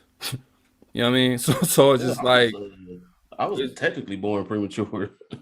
Yeah, I mean, I know a bunch of people who were my pops. Like, I know a bunch of people who were born premature, not because they were, you know, part of any kind of drug, but I'm just saying it happens. So there's all kinds of ways to deal with premature babies. But basically, the news cameras were just going into facilities and just looking for the sickest kid and just put them on camera and saying this is a crack baby, without any real indication of knowing whether or not that was the case. You know. And then on the subject of you talking about how you're supposed to hold a baby or how you're supposed to give a certain amount of attention to the baby to help it develop. A lot of the treatments that they prescribe to a lot of the prescribed, I should say, to a lot of these crack babies are telling parents to do is not conducive to actually helping a baby develop. Like, keep them in a dark room, don't sing to them, don't pick them up. Of course, you're gonna have kids with some developmental delays because you're not caring for the baby correctly. Yeah. In the first place, and it comes to self-fulfilling prophecy. And you see, that's what crack does to kids. This is obviously the outcome of crack. And then to reinforce that, put them in the foster care system where they're really not getting that kind of attention. No attention at all. Now you can justify, like, oh, well, their behavior is like this because they were crack babies. No, it's because you literally ripped them from their mother's arms, put them in this system where who knows, you know, if they get adopted, because you already advertised, hey, this is a crack baby. So just be forewarned. And then fanning the flames of moral outrage over more and more, and just using all this fear to push policies and ideas, which and it is just crazy. goes into this horrible cycle. So I'm just looking at this. In some cities, crack is the abortion method of choice for regular users in the first trimester. No evidence, though. There's no evidence here. For women about to give birth, street wisdom has it that a first-class binge will get labor going. Maternity wards in major cities are by now used to blitz out women having 1-hour labors. Perhaps the most chilling studies have come from Susan, blah, blah, blah. She looked at groups of crack babies who had abnormal neurological ultrasounds, and that group, 41% had serious intracranial lesions. In other words, they had holes in their brains. You know, like, this is the shit. The little, and then she comes back to the kids. The little boy sneaks over to the toy blocks and quickly stuffs 2 tiny plastic dolls into his pockets. His sister, who has been scribbling up and down her arms with a ballpoint pen, looks up. He begins to run, but she's too fast for him. She rams hard, knocking him down, and begins clawing at his pockets. Matt, Serena yells Annie as she pries apart the howling children. Like, I don't even want to read this shit anymore. I'm going to take this off the screen. But, like, that's the... disrespectful. Yeah. So that's what I'm saying. That's what I was saying with the counter-insurgency thing. Like, no one even has to tell them to say that. They're told to hype the story up just to sell papers or whatever. And it's like, if you're reading this shit and you trust these people as a legitimate source, like, that shit does sound scary. Like, you know, if you don't know any better, yeah, it does sound like some fucking aliens are coming to the planet to you know. Now, obviously, none of this. Said in one article that these are not, they were just sort of saying, or if they did it, like, not human. Yeah. Which is wild, because anybody who has toddlers know that the moment one kid sees another kid with something, they want that too. That's like a normal child behavior.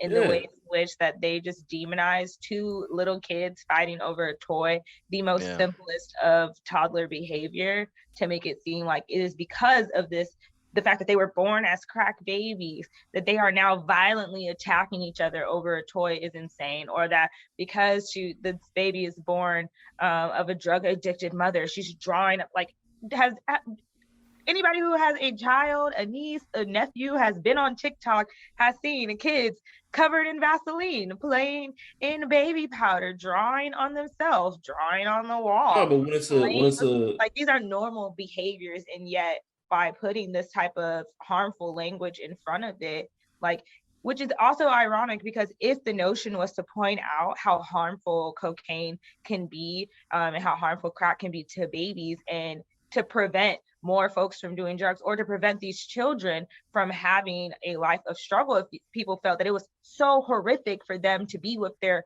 biological parents, you would think that there would have been more social services aimed at actually helping these kids, at getting them into homes where they would have been, and I'm using air quotes for our listeners, more loved, would have had a normal lifestyle, instead of demonizing them to seem as if they were going to also just continue to be these terroristic monsters who would either later do drugs or sell drugs.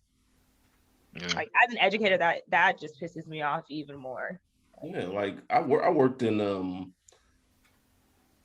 the youth center that I pretty much grew up at, and even when I was a kid, all the way up until when I was when I first got to college, I saw the kids that came through like, kids do shit. It's just that simple. They're going to do shit. They're going to get into shit. They're going to test their boundaries. That's natural. I'm grown, and I still try to test the boundaries. Yeah.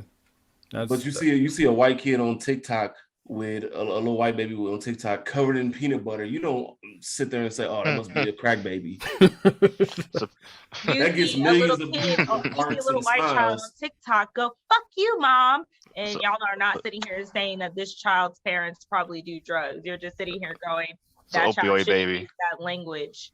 It's opioid. Yeah, I mean, there's been articles written and put like about speaking of the opioid thing. People were like, "Let's not handle the opioid crisis like we're handling like we did the crack baby crisis." Now, there was no crack baby crisis, but I'm saying like, and doing heroin again. I'm not encouraging either one, but it's just like heroin. I think actually is a little worse if you do during pregnancy than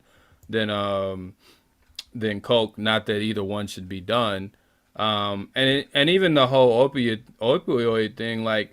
White people were, I think, at the beginning stages more so but that, like, there was just a study that just came out, even with like fentanyl, like it went up 44%. ODs among black people went up 44% in the last few years. So it's like even that is that's us too. That's why I was saying at the beginning is as terrible as the double standard is. I don't want everybody strung out on drugs regardless. So yeah. White folks don't get demonized as much as us, of course, but it's like, why is there so many people? Yeah, why are there so many people in society on drugs, period? Like, that's a deeper question. Like Karen was talking about the material conditions. Why are there so many people on drugs? Not, because they just wanted the thrill of it, but because they have serious issues that's brought them to do drugs. Like, why do you have so many people on drugs? You know what I mean? Like, that's an issue in and of itself.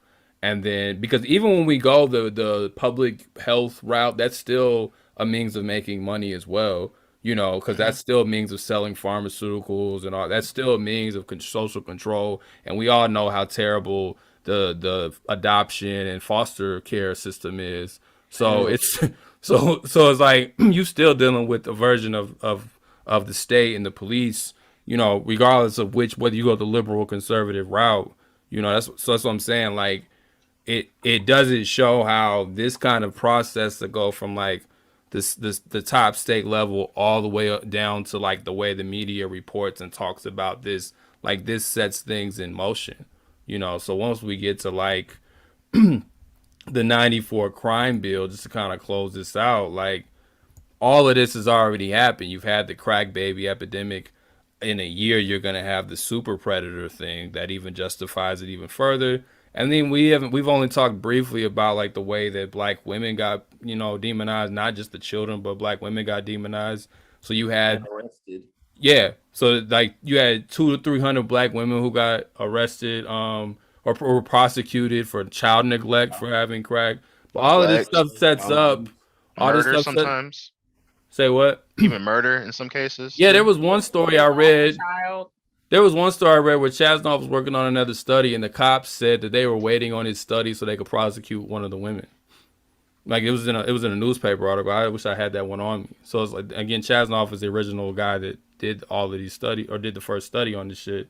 Chasnoff himself later admitted he was wrong, and he had to actually pull back, because that's why I'm saying it's not just Chasnoff. The media took and they escalated it, and then Chasnoff starts talking, and they chop up a quote, and then here we are, But it's like the stuff that gets passed off of this, the crime bill, the personal responsibility and welfare act, which pretty much ends welfare. And you got Bill Clinton sitting there. This is in '96 with 2 black women by his side talking about we're ending welfare. And that was all part of this push to the right and the Democrats trying to catch the right. And that's why the Democrats they were never good, but that's why they're even worse today, because the party had to move to the right to compete with the Republicans, and then the Republicans just moved even further right. So the whole spectrum is right. You know what I mean? Like the Democrats ended welfare. The Democrats passed the crime bill. You know, the Democrats, like we talked about earlier, helped push it from 20 to 1 to 100 to 1. You know, so this was a bipartisan thing. You know, and the crime bill puts all this money on the street. I think $8 billion to construct federal and state prisons.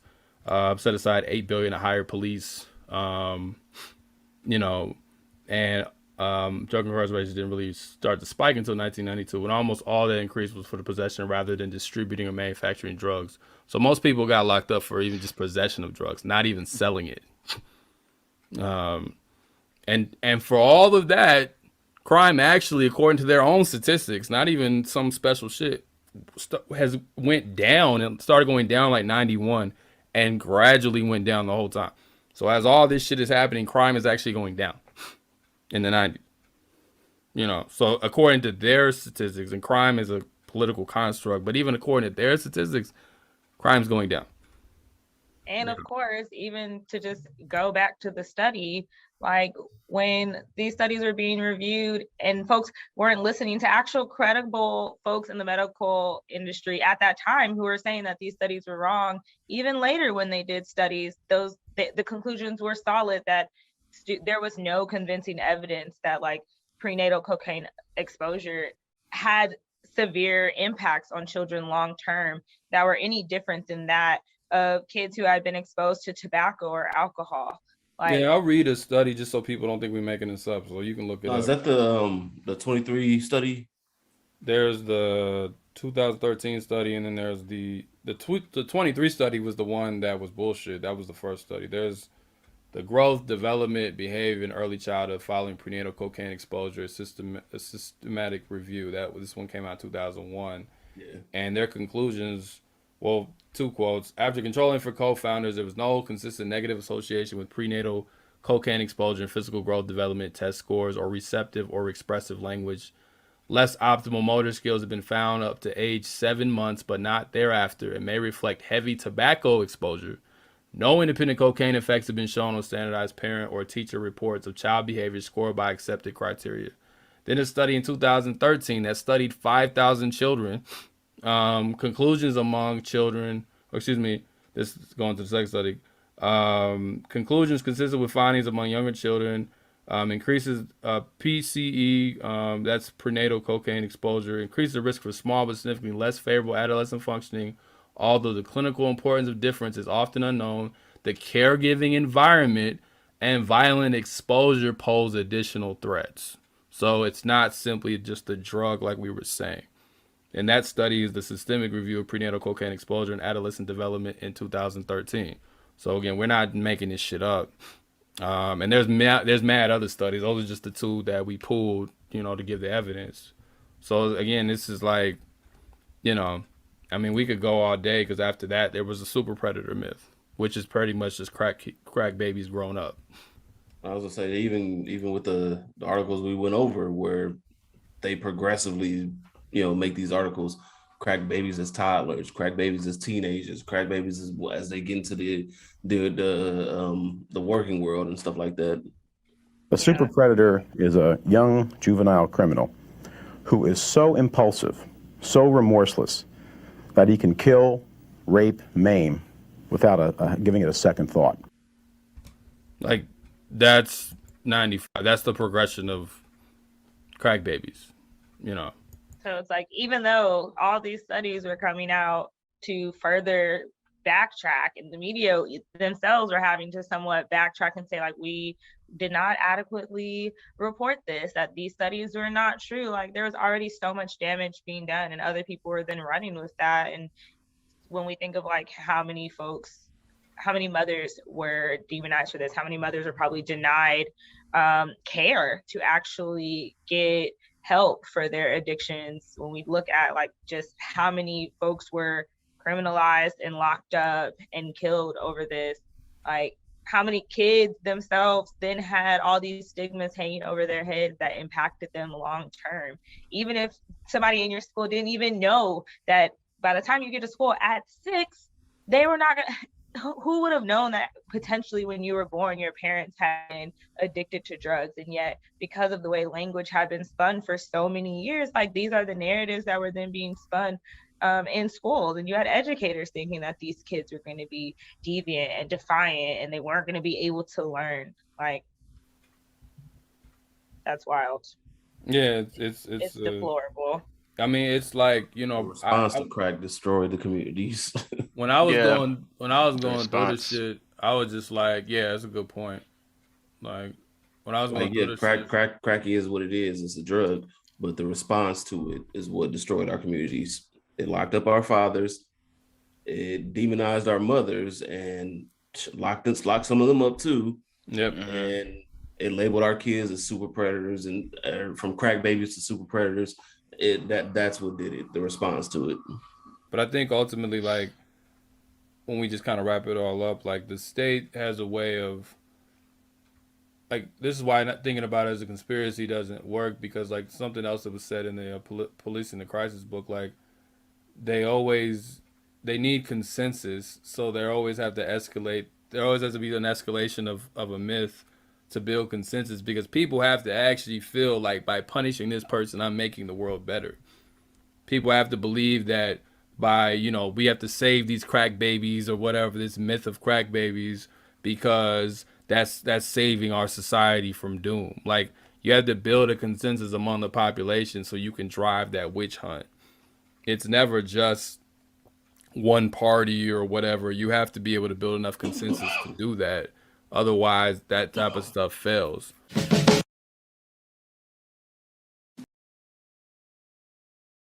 But, you know, hopefully y'all learned something. You know, we threw a lot of information in this one. But I'm proud that we were able to get through that much information and come out alive on the other side. But, like, through a lot of information at y'all, but ultimately, like, you know, it's just that, like everything else we do, this just isn't a real thing, you know. And probably shouldn't call people crack babies just randomly. And you probably shouldn't explain the entire generation as that's why we behave this way, because we're a bunch of crack babies. Like, you should probably study the actual material situation of what went down if you want to understand why millennials in this situation act this way, or why kids from over here act that way, or whatever. And we shouldn't do the same thing to the kids today, even if drugs are more prevalent in rap music or whatever. We should still try to understand the entirety of the situation and not just say, oh, they're just celebrating drugs on songs and therefore that's why everybody behaves this way. Any kind of simplistic explanation, that one thing that can tell you why everybody's doing everything you don't like, that should always be a red flag. Anytime, any place, like anytime you think that everybody's doing what you don't like because people are having sex, or because people are doing drugs, or because people watch movies, or any of that shit, like, you should always question that kind of logic. Like, it's rarely ever that simple. And if you went and talked to people, you would realize it's not that simple, you know. So you just deplore any of that kind of like oversimplistic, you know, analysis, when, like we laid out, like, this is a way bigger, actually international problem. And this is an international strategy of imperialism that goes all the way down to someone's drug addiction, you know. So we should understand it as that, and try to figure out things from there. So I don't know if anyone else has anything to add. What was the count? I know we say fuck all presidents, but we said fuck Lyndon, right? No, we gotta go back. We have to go back to Truman, then Eisenhower, then Lyndon. Fuck him then too. Nixon. Fuck him. Then Reagan. Fuck him too. Then Bush. Fuck him. Then Clinton. Fuck him too. That's all who we covered. Did we say fuck both Bushes? Fuck both Bushes. Well, we didn't cover both Bushes, but we can still say fuck both Bushes just because. But we didn't. And fuck Biden. We didn't deal with the 2000s, but yeah, fuck them all. Obama, all of them. Like me in the comments. All of them. Obama as well. All. But all of them got elected and benefited from, you know, this myth, because that's just what they do, you know. Yeah. So. Yeah. And fuck Jeff Bezos.